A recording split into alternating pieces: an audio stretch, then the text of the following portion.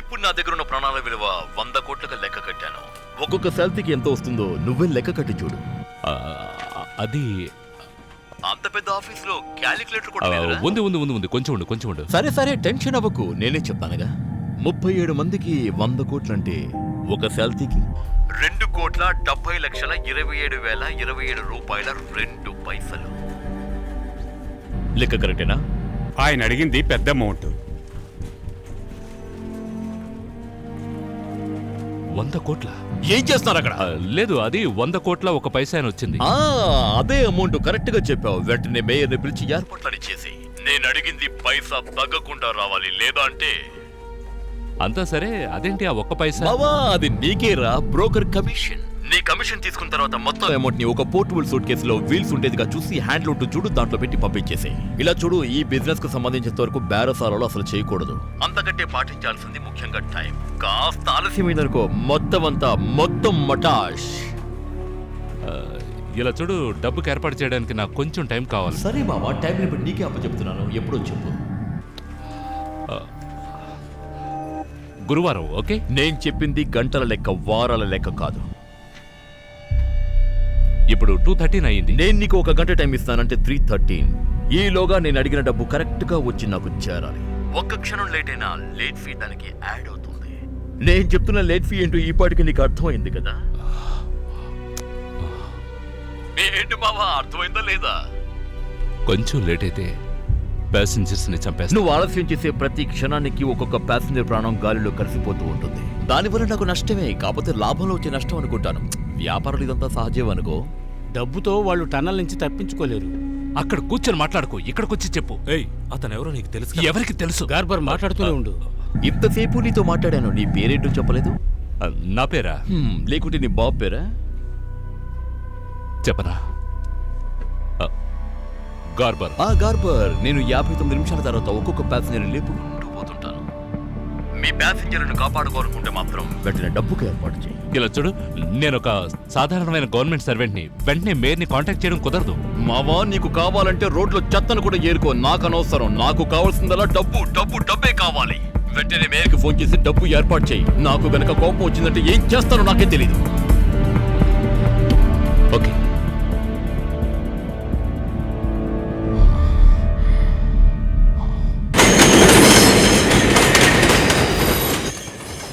ఉన్నదానిలో మా సుఖం పదవి సుఖమే.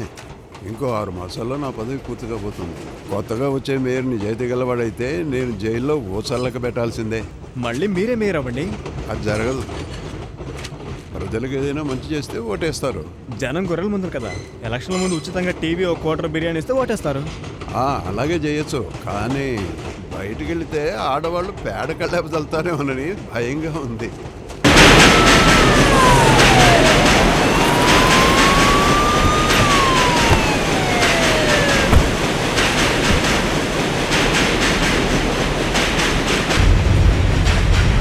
మేయర్ ఆఫీస్ నుంచి వస్తున్నాం.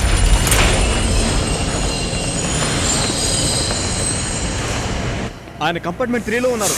ఓకే. ఏంటి సంగతి? ఎవరో పెల్హోమ్ ట్రైన్ని హైజాక్ చేశారట. ఆ ట్రైన్ ఇప్పుడు సబ్వే మధ్యలో ఆగిపోయిందట. ఆరంభించారా హైజాక్? ఇది ఎవరు చేసిన పని? ఎవరో తెలీదు. మిమ్మల్ని తీసుకెళ్ళడానికి బయట కార్ వెయిట్ చేస్తుంది. మనం ట్రైన్లోనే వెళ్ళొచ్చే. ఓకే, అన్ని డోర్లు క్లోజ్ చేయండి. 59వ స్టేషన్లో ఆపని చెప్పండి.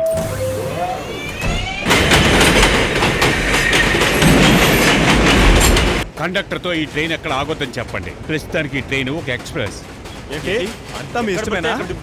ఆగండి, ఎవరు టెన్షన్ పడద్దు. ఎవరెవరు ఎక్కడ దిగాలో అక్కడ ఆపమని చెప్తా. మన మేయర్ గారు ఉంటే మనకేంటి బాధ? You are right. అదేలాగా నిన్నెత్తుక్కుంటూ ఈ కాల్ వచ్చింది? హోస్టేజ్ నెగోషియేషన్ టీం ఇంకో 5 నిమిషాలు ఇక్కడ ఉంటుంది. ఈ విషయాన్ని మేయర్ కూడా తెలియజేశాం. ఇది వారితో చెప్తారా? కొండనాలికి మందేస్తే ఉన్న నాలుగు కూడా ఊడిందట. అవును, నువ్వేదో చెప్తున్నావు? టోటల్గా నిన్ను పని నుంచి తీసేస్తే గానీ నాకు మనశ్శాంతి ఉండదు. ఈ మాటలు ఇప్పుడు అవసరమా? నువ్వు చేసిన వెధవ పనికి నువ్వు ఇక్కడ కూర్చునే అర్హతే లేదు. అయితే వాడితో నువ్వే మాట్లాడు. ఇది నీకొచ్చిన కాలు, నువ్వే మాట్లాడాలి. నన్ను ఇరుక్కోమంటున్నావే? నువ్వు చాలా అవస్థలు పడాలి. నువ్వు రా.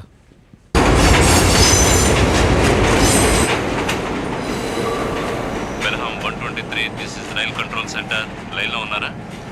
ఏంటి మావా, నేను చెప్పేవన్నీ సక్రమంగా జరుగుతున్నాయా లేదా? అది నేను డైరెక్ట్గా మేయర్తో మాట్లాడలేదు, కానీ ఆయన డబ్బు రెడీ చేసావా? ఆ, అది నన్ను అడిగితే నాకెలా తెలుస్తుంది? నేను వట్టి బ్రోకర్ని మాత్రమే. చూసావా సందులో సడేమియాలాగా నా డైలాగ్ నాకే చెప్తున్నావా? ఇలా చూడు, నేను ఇంతకు ముందు చెప్పినట్టు ఈ పని మా డిపార్ట్మెంట్కి సంబంధించింది కాదు. నేను మేయర్కి చెప్పాను. చూడు మామ, ఈ కాకమ్మ కబుర్లని నాతో చెప్పొద్దు. నువ్వు ఆలస్యం చేసే ప్రతి క్షణం ఇక్కడ ప్రాణం లేచిపోతూ ఉంటుంది. నువ్వు చెప్పింది కాకుండా వేరే డిమాండ్స్ ఏవైనా? నేను చెప్పింది చేయరా వెర్రి పువ్వా? కాదు, నేను ఎందుకు చెప్తున్నానంటే నీలాంటి టెర్రరిస్టా? నా మాటలు నీకు టెర్రరిస్ట్ లా ఉన్నాయరా? అది నాకెందుకో అలా అనిపించింది, అందుకే అలా అన్నాను. సరే, ఈ హైజాక్ కేవలం డబ్బు కోసమేనా? మరి దేని కొనుక్కుంటున్నారా? ఒకవేళ దీంట్లో నీ ప్రాణాలు... ఏయ్, నన్ను పిరికి పందని అనుకోకురా. నేను ప్రాణాలను సైతం లెక్క చేయని వాణ్ణి.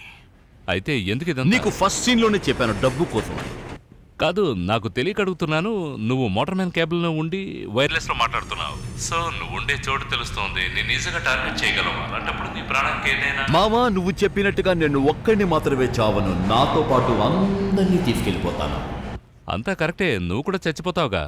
చావు ఎవరికి రాకుండా పోతుందిలే. ఇవాళ నేనైతే రేపు నువ్వు. చాలా వేదాంతం మాట్లాడుతున్నాడు. పెళ్ళాం బిడ్డలు ఉన్నవాడే చావుకు భయపడాలి. నాకు అటువంటి సెంటిమెంట్స్ ఏం లేవు, కానీ నీకున్నాయిగా. నాకు పెళ్ళయి భార్య ఉంది, పిల్లలున్నారు. అది గది అలా దారిలోకి రా. నాకు వాళ్ళు ప్రాణం. ఇలాంటి విషయాలు నువ్వు కొంచెం ఆలోచించి నిర్ణయం తీసుకోవాలి. నీకు భార్య పిల్లలు ఉన్నారా? నా రూటే వేరు, అన్ని పికప్ డ్రాపులే. లైఫ్ అంటే ఏంటో ట్రైన్ ఎక్కి దిగడం అన్నట్టుగా సాధారణంగా చెప్తున్నా. నిజం చెప్పు, నీ మాటలు, నీ స్టైల్ చూస్తుంటే నువ్వు ప్రేమలో విఫలమై ఆ తర్వాత... నాకు ఈ ప్రేమ దోమ ఈ రూటే ఇష్టం ఉండదు. ఇక్కడ పరిస్థితి ఎలా ఉందో తెలుసా? పాపం బందీలందరూ నన్ను క్షమాభిక్ష అడగడం, నేనేమో పెద్ద ఫాదర్లో ఫీల్ అయిపోవడం. అదే నా మనసుకు కాస్త వేదనగా ఉంది. నువ్వు క్యాథలిక్వా? నిన్నే అడుగుతున్నాను, నువ్వు క్యాథలిక్వా? అవును, అయితే అయ్యి ఉండొచ్చు. క్యాథలిక్ అంటున్నావు, కానీ నిజమైన క్యాథలిక్ ఎలా ఉంటాడో తెలుసా? అతను ఎవరిని ఇబ్బంది పెట్టడు, కానీ నువ్వు చంపడానికి కూడా... నేను మీకు ఆరంభంలోనే చెప్పాను, మీరు కనుక కరెక్ట్ టైంలో డబ్బులు పంపిస్తే నేను ఎందుకు వాళ్ళని చంపుతాను? ఇప్పుడు వాళ్ళ ప్రాణాలు మీ చేతుల్లోనే ఉన్నాయి.